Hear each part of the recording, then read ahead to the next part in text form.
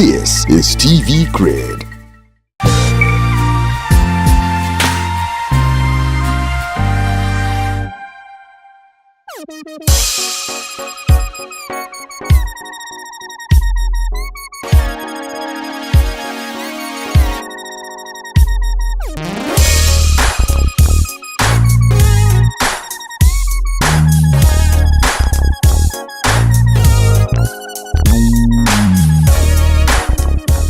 Hello and welcome to today's edition of Creative Plus, and I am here today at Maryland. A very beautiful building, standout building, guys. It's amazing. You need to, oh yeah, guess what building I'm talking about? Of course, it is Mudi Africa. We are here today to see Mr. Mudiaga Clement. He's the CEO of Mudi Africa. We all know Mudi Africa, like Almighty Mudi. Mudi the style, the Prime Minister, Mudi the style, the King of Morocco, the style President. You guys, yeah, that Mudi. That's our guest on today's edition of Creative Plus. It's going to be amazing, you know. He's going to be talking about how Mudi Africa started, who Mudiaga is, you know, the person, and how the brand has been able to evolve over the years. These are the questions we're going to be asking him. But I'm wasting so much of your time. Let's go inside to meet Mr. Mudi. He's expecting us. He is expecting us.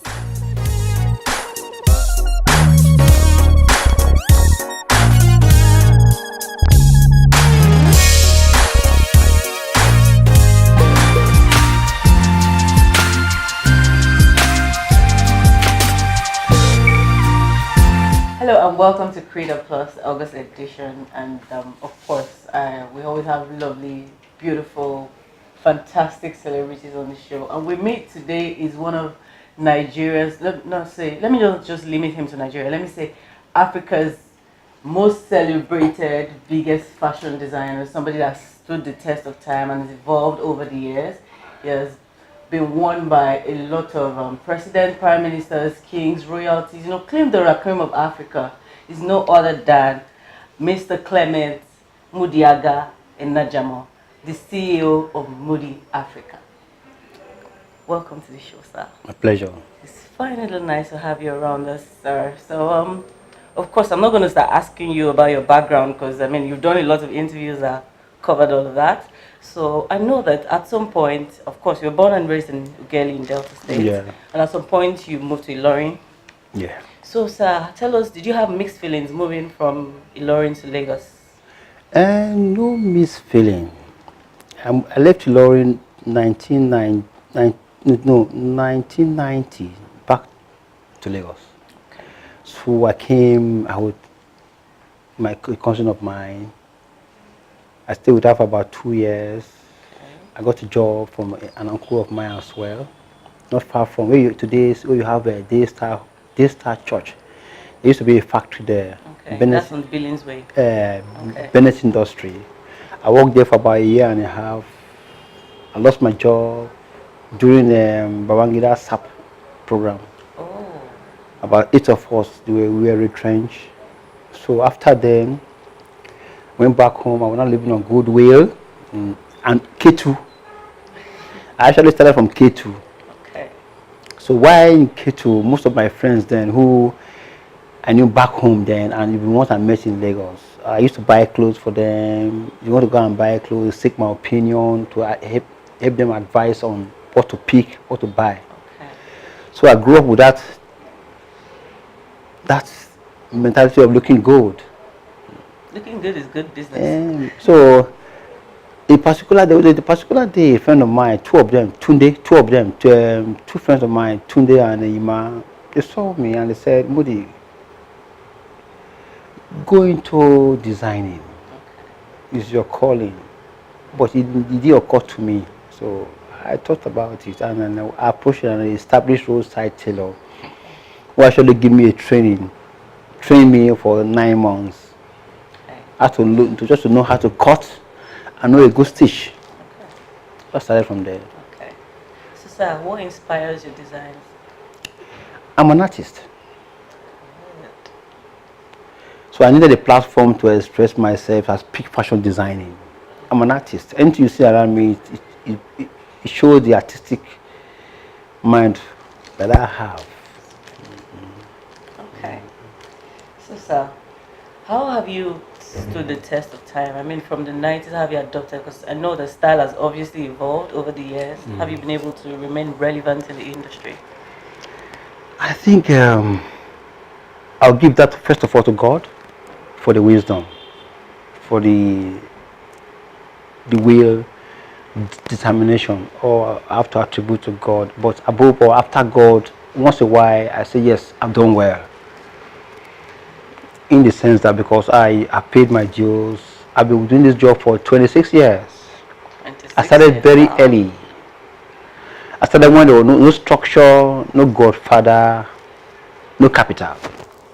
Amazing. Yes. 26 years, and Yes, okay, yes. that's really amazing. Well done, sir. Thank you. Okay, so sir, are you a member of the Fashion Designers Association of Nigeria? Yes, I'm a member. Oh, great. I'm a registered member. I once in a while attend meetings because most time the time for the meetings obstructs my timing of work. So I try as much as possible to attend once in a while. Okay, sir. So, sir, can you tell us what the benefits of Fadan is to the fashion industry? Eh, there's so much benefit in any association, any trade you are involved in. You must be attached to the association that govern, that oversee the works of that job you're doing. So you must have at the same time appreciate the fact that look, you belong to that same society, that association, and pay whatever dues you are entitled to pay, and contribute whatever you need to contribute, and see how they can develop and move the association forward. Okay, sir. All right, so, sir, how do you think the government can support, or empower the fashion industry more? Most times when people ask me this question, I find it difficult to answer because you know why? Yes, sir. It's beyond just assisting. Okay. What I see as the main thing, the main encouragement is to patronage.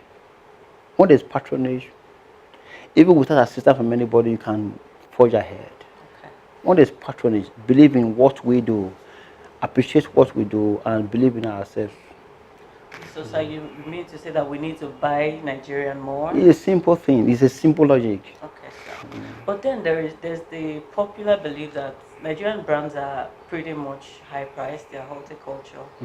So how do you think that, or what do you think about that pretty much or widely established claims?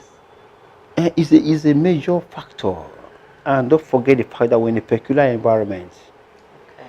where an average rich Nigerian rich man wants to be exclusive. He wants to stand out. So you must understand the market you operate from. It's a peculiar market. They said anywhere in the world, when you throw water, or pour water on the floor, water fine level nationally, but water don't find level here. It's unfortunate. You're in a peculiar market. So you must understand the mindset of people you operate with. Okay. And every Nigerian man wants to be, I don't want to use the word selfish, they want to be exclusive. So they like mass, anti-mass. Yes.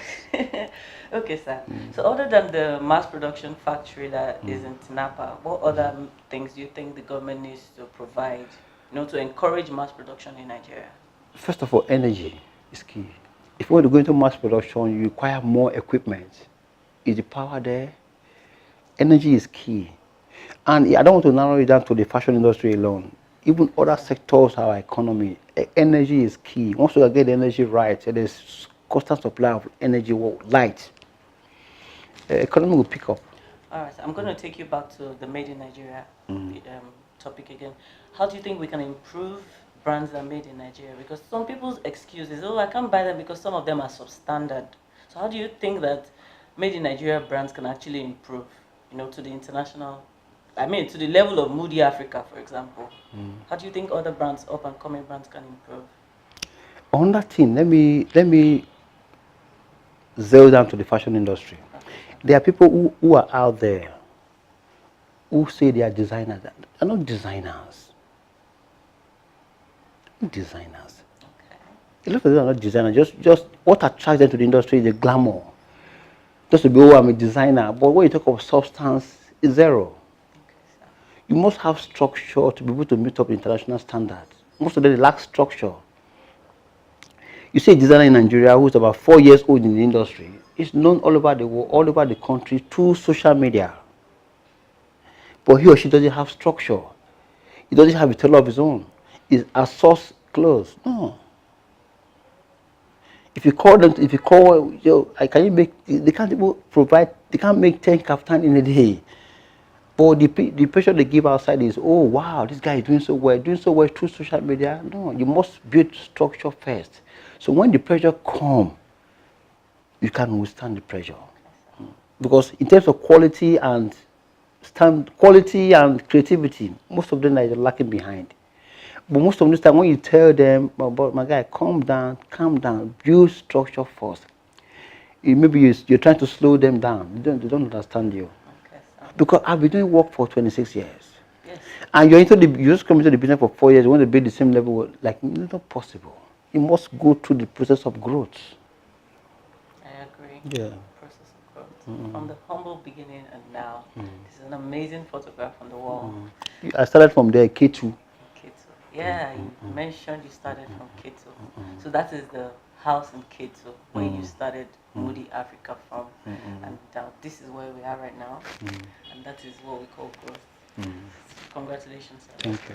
Wonderful. And I can see your award collection right behind us here. Like over 40 hours. I came in and started counting. We're really proud of you, sir. Thank you for doing such a wonderful thing to Nigeria. I mean, you're one of the very few people representing Nigeria. If you check these days, people don't dwell more on hard work. And it's unfortunate. Hard work pays. There should be time for success. You must go through the process of growth. It's a process. The likes of Kalagafi, Giorgio Armani, almost 78 years, they're still working because they started from somewhere. You grew with process. You learn from your experience. You learn from your mistakes. But these days, we're a bit too fast. A friend of mine is Senegalese. 2 weeks ago, we were together. We were discussing. He said something that was really remarkable. He said, Mudi, your country, you're too fast. We're becoming too fast. We try to imitate the Western world, and we're not getting it right. We lose our own, so we are confused, almost like in the middle. Wow. Yes, we're a bit too fast. Okay. We're a bit too fast, yes, and we must calm down. Yes, slow down and be grounded. Okay, that's like generally. Let's be grounded. Let's be grounded. Okay. We're in a country where hard work, the word hard work, people don't believe in hard work again. That's true. And it's supposed to be so. People see me today, they like my lifestyle, they see my office, they see my house, they see my car I drive. They say, whoa, wow, how come the guy are you sure he's only designing clothes he's making? Hard work, they say, pays. If I've been doing one thing for 26 years and I see the men that day, they will say, no, it's home trouble. How come it's not progressing? When you're progressing, people see all kind of things. No, it's not. No. What is the word village? There are even the people who they are comfortable with the fact that you're doing well in Nigeria. Of course. You're doing well, they're comfortable. The fact that you're doing well, they're not happy that you're doing well. Very true. It's a very complex society. They will not help you, they will not assist you financially, morally. So you let's do it on your own, and you're doing well, they're comfortable.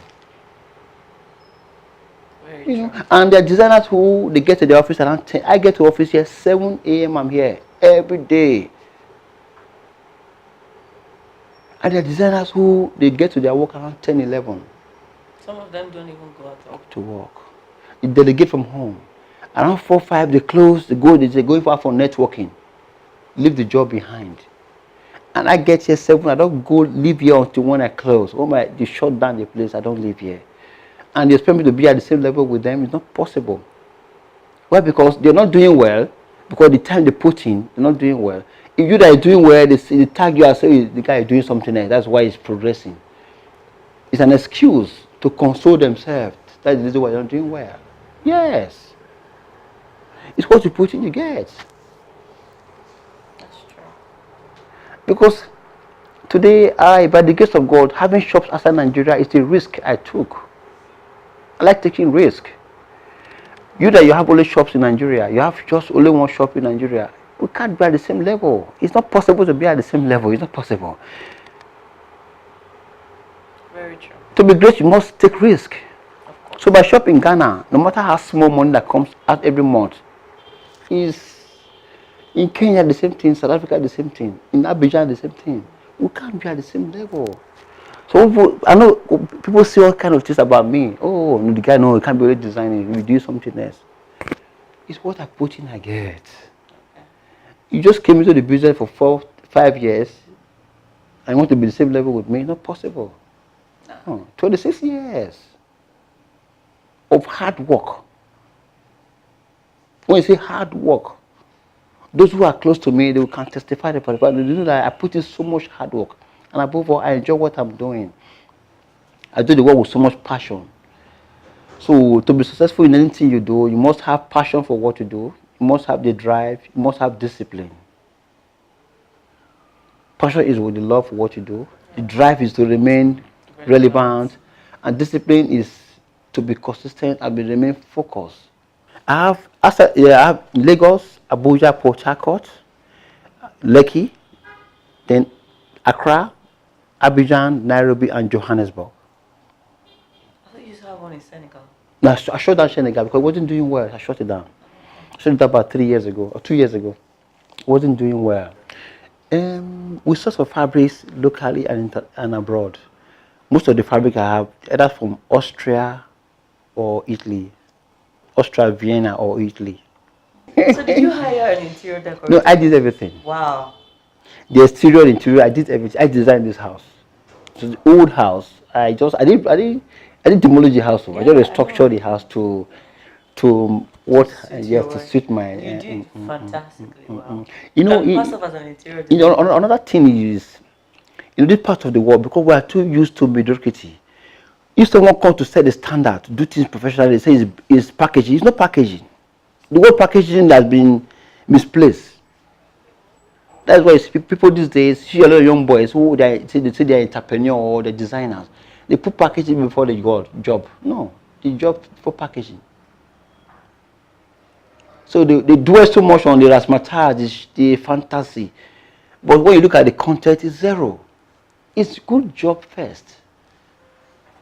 Because, it's packaging. It's not packaging. You do it professionally. It doesn't mean it's packaging.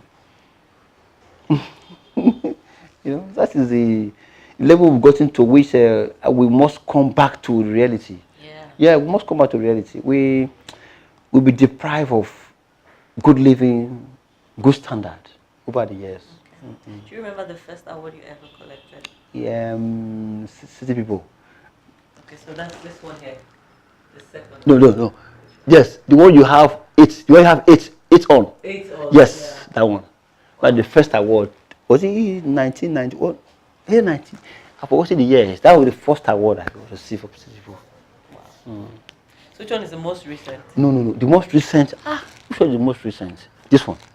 From Ovation. No, this is more recent from Adenuga. Dr. Mike Adenuga. It's like, I think he did something and in order to reward Nigerians who are actually doing well. So he gave me a plaque. Celebrating a renowned trail. You are indeed a trailblazer. Thank you. You are actually. Thank you. That's the very fantastic adjective Thank to you. qualify your Thank you. personality. I know that you like to collect cars. Is there any reason why you collect cars? I'm not a car collector. I'm not collect cars. Just that the few cars that I have are just unique. People feel that I'm a car collector. I'm not a car collector. Okay. Just that the few ones that I have, it's just unique. Okay, so what influences your choice of buying cars? Because they are unique because they are not the regular type of cars that you would always see on the streets of Lagos or even in Nigeria. So what do you look out for in all of these cars that you buy? As a designer, anything you do must reflect your philosophy to life. Okay. What I'm just doing is just expressing myself. It is not extraordinary. I don't go out of my way to get those cars. It's just that I want something unique. This is my way of life. As a designer, the thing to do, your office, your home must reflect you as a person. It's a simple thing. My home, where I live, my office, it must reflect who I am. It's a simple thing. Okay, sir. So, what's your philosophy for life? To life is live and let live. Live and let live. it's a big market. So people they feel comfortable when they see upcoming designers spring up. No, it's a big market. I can't service the entire country. The more designers we have, the better. Mind you, the good ones, not just designers, creative designers. Not just people. I know with Nigeria, we don't even know the difference between a designer and a businessman. A businessman we used to assemble tailors somewhere. He call he or herself a designer. And he or she is not creative. You must be creative. You must be creative. You must come in with new ideas. Okay, sir. All right, sir. So I know in Nigeria, we've not had any fashion this person, like one fashion person, do a proper show off of their collection on a yearly basis. Why do you think we've not had that experience? Like the way the Giorgio Armani would come out and show us their collection for spring, summer, fall. Why do you think fashion designers are not doing that in Nigeria? I think it's a environmental thing. You know why? Why, sir? A designer abroad, before he comes out with a new concept, maybe like 10 designs you want to showcase on the runway. Each of the designs must produce like 500 pieces of it, spread all over the world. So after the show, you go to shops, you see, then you buy. But we don't have a stock show here for mass markets. There's so many things that most times they're working against us here. So we're just working on an individual level, try the best we can to remain relevant and sustain our business. Okay, so how do you think we can improve mass production? No, see, issue of mass production is a very delicate thing in Nigeria. I'm just telling you about Nigeria now. Yes, sir. Well, our mind is not ripe yet for mass markets. Okay, so as a designer or as a nation? As we are the way our level of thinking. A level of thinking. You know why? Why, sir? If you're an MD now, you enter your office, you see your employee, your staff wearing what you wear. You won't be happy. It's a peculiar environment. So you must understand the mindset of people. I have clients who make clothes for big clients. There's some who come and buy. They feel uncomfortable. Their own son wearing Mudi or comfortable. It's a peculiar environment. As I said earlier, in Nigeria you can't throw water on the floor. Water don't find level here. It's a very unfortunate. All right, sir. Thank you so much for your time. It was really nice having you on our show. It's a pleasure. We hope one of these days we'll stop by again and probably do a proper tour.